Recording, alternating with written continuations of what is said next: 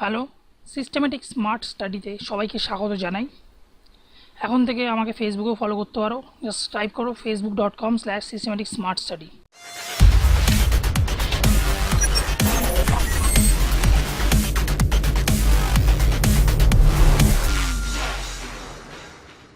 West Bengal minorities development and finance corporation এরা যে লোক নিয়োগ করছে তার ফর্ম ফিল আপের প্রসিডিওরটা, তো প্রসিডিওরটা ওয়েবসাইট থেকে এই তোমরা লিঙ্কটা পেয়ে যাবে। লিঙ্কের মধ্যে যখনই খুলবে পেজটা তখন এরকমই দেখাবে। এবং এখানে দেখো বাদিকে দেখো লেখা আছে ongoing recruitment assistant manager LDC অথবা LDA group D peon driver. তো যেহেতু গ্রুপ ডিটা আমি সিলেক্ট করলাম, সিলেক্ট করার পর এরকম একটা অপশান আসবে বা এরকম একটা উইন্ডো খুলবে, কোন ডেট লেখা থাকবে, এখানে অ্যাপ্লাই অনলাইন বলে অপশান থাকবে, ওখানে গিয়ে আমি ক্লিক করব। ক্লিক করলেই পরে পেজটার মধ্যে যাবো। অপশান আছে একটা হচ্ছে have you already have account, মানে অ্যাকাউন্ট আছে কিনা, আর তুমি নিউ ইউজার, যেহেতু তুমি প্রথমবার করবে তাই জন্য নিউ ইউজার মানে ডান দিকের ইয়েটাতেই তুমি ক্লিক করবে সাইন আপ নাও, ওখানে গিয়ে ক্লিক করলেই তুমি এই জিনিসটা পাবে। এবার পরে পেজে মানে ঢুকতে পারবে, মানে অ্যাপ্লিকেশনটা খুললে ওপেন করলে। এবার ওপেন করলে বাদিকে দেওয়া আছে কমিউনিকেশন মোড, কীভাবে কমিউনিকেশন হয় মোবাইলে কিংবা ইমেলের মাধ্যমে, দুখানা অপশান থাকবে। তারপরে হচ্ছে তোমার নামটা সিলেক্ট করবে, আমার নামটা লিখবে। সাপোজ আমি ধরো কোনো কিছু লিখলাম, তো কী দেওয়া যায়, সঞ্জয় সঞ্জয় দাস, সঞ্জয় দাস দিয়ে দিলাম একটা নাম। ইমেল আইডিটা অপশনাল দিতেও পারো বা নাও দিতে পারো, কোনো ব্যাপার নেই। তো তারপর হচ্ছে মোবাইল নাম্বারটা সিলেক্ট করতে হবে। মোবাইল নাম্বার কী দেওয়া যেতে পারে, একটা 10 ডিজিটের যে কোনো একটা তোমার নিজস্ব মোবাইল নাম্বার সেখানে তুমি দিয়ে দেবে। তো আমি একটা সাপোজ নাম্বার দিলাম 8981292221, এই একটা নাম্বার দিলাম, এটাই আমার ইউজার নেম হয়ে গেলো। পাসওয়ার্ড কী দিতে হবে, পাসওয়ার্ড একটা নিজের ইচ্ছা মতো বানিয়ে দিয়ে দেবে, যেন তোমার পাসওয়ার্ড একটু বড়ো হলে ভালো হয়, তাহলে তোমার সিকিউর থাকবে। তো আবার কনফার্ম পাসওয়ার্ড ওরাও করলে, কনফার্ম পাসওয়ার্ড করে সাইন আপে ক্লিক করবো। এই সাইন আপে ক্লিক করলেই তোমার মোটামুটি আপাতত রেজিস্টারটা হয়ে গেল।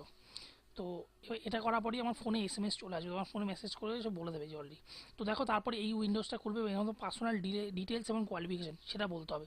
সেটা লেখা আছে, এখন আমি অলরেডি প্রথমে দেখো post applied for group D peon সেটা লেখাই আছে, সেটা অলরেডি চলে এসেছে। তারপর হচ্ছে অ্যাপ্লিকেশন নাম্বার, তারপর হচ্ছে স্টেটটা সিলেক্ট করলেই চলে এলো। তারপর হচ্ছে জেন্ডার মেল আর ফিমেল, তো মেলে ক্লিক করলাম। তারপর হচ্ছে ম্যারিটাল স্ট্যাটাস, তারপর হচ্ছে আনম্যারিডে ক্লিক করবো আমি।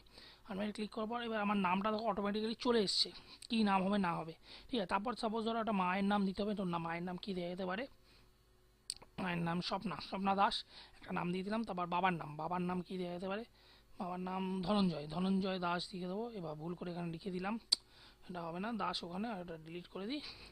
হ্যাঁ, তো হাজব্যান্ড, যেহেতু হাজব্যান্ড নেই, আমি পুরুষ, তাই জন্য হাজব্যান্ড হয় না, তো এটার জন্য ক্লিক করলাম না। এবার চলো নিচে ইন্ডিয়ানে ক্লিক করবো, ন্যাশনালিটি, এবং তারপর নিয়ে সিলেক্ট করবো আমার ক্যাটাগরি আনরিজার্ভ ক্যাটাগরি সিলেক্ট করবো। করবো পার্সন উইথ ডিসেবিলিটি, আমি ডিসেবিলিটি না, তারপর নট অ্যাপ্লিকেবলে ক্লিক করবো।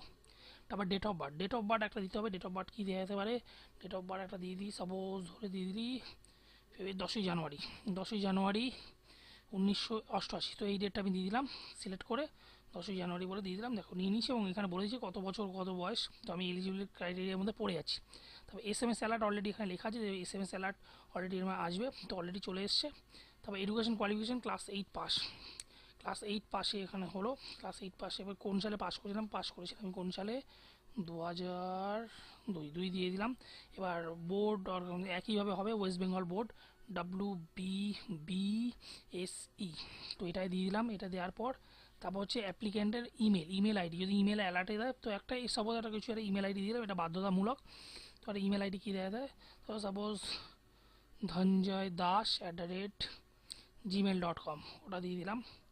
তো এবার দেওয়ার পর এবার নেক্সটে দেখো ক্লিক করবো, নেক্সটে ক্লিক করলে আমরা এইখানে পপ আপ উইন্ডো খুলবে, এখানে দেখে নেওয়া হবে সব ঠিকঠাক আছে কি নেই।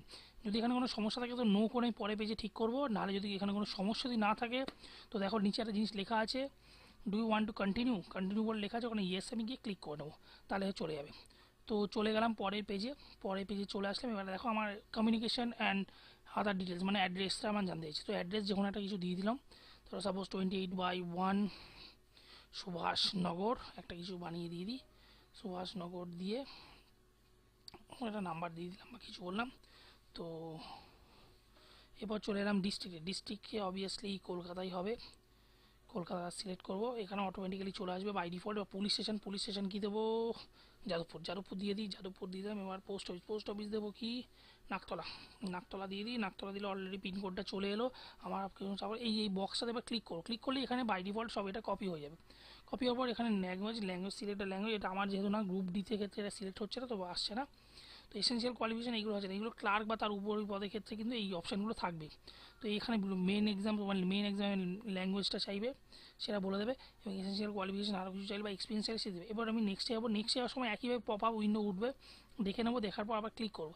এইবার দেখো থার্ড স্টেপ হচ্ছে আপলোড ফটো অ্যান্ড সিগনেচার। এখানে দেখো ফটো যেন 20 কেবির মধ্যে যেন থাকে, 20 থেকে 60 কেবির মধ্যে, ঠিক আছে। আর এখানে প্লেসে একদম নিচে কলকাতা লিখে দেবো, 60 কেবির মধ্যে যেন করার পরে এই উপর আপলোড করবো, আপলোড করার পর এখানে এডিট ইমেজ করবো, করলেই হয়, বা কোনো এডিটিং কিছু থাকলে আপলোড করলে অলরেডি হয়ে না হয় সেক্ষেত্রে আবার যাবো সাইনের ক্ষেত্রে যেন 10 কেবি থেকে 30 কেবির মধ্যে যেন থাকে, ওখানে চুজ ফাইল করে সেটাকে প্রথমে আপলোড করবো, আপলোড করার পর আমি যদি কোনো সমস্যা থাকে আমি এডিটে করবো, এডিট করার পরই এটা হয়ে গেল। বা নেক্সট ক্লিক করলেই আমার কিন্তু অলরেডি হয়ে যাবে এই 3 নম্বর স্টেপ। এবার 4 নম্বর প্রিভিউ অ্যাপ্লিকেশানটা একবার জাস্ট দেখাবে তোমাকে কী হয়েছে না হয়েছে, এইটুকু করলেই ব্যাস কাজ শেষ, আর কোনো কাজ নেই। এবার ফি পেমেন্ট দিকে শুধু ফি পেমেন্ট করলেই অনলাইনের মাধ্যমে কাজ শেষ, আর তোমার কিচ্ছু করতে হবে না, তোমার অটোমেটিক্যালি তুমি রেজিস্টার্ড হয়ে গেলে এবং পরীক্ষার জন্য যোগ্য, তোমার কোনো অসুবিধা নেই। এবার তোমাকে অটোমেটিক্যালি ওরা যখন টাইম হবে তোমাকে পাঠিয়ে দেবে তোমার অ্যাডমিট কার্ড, এবং সেই অনুযায়ী তুমি পরীক্ষা দিতে পারবে।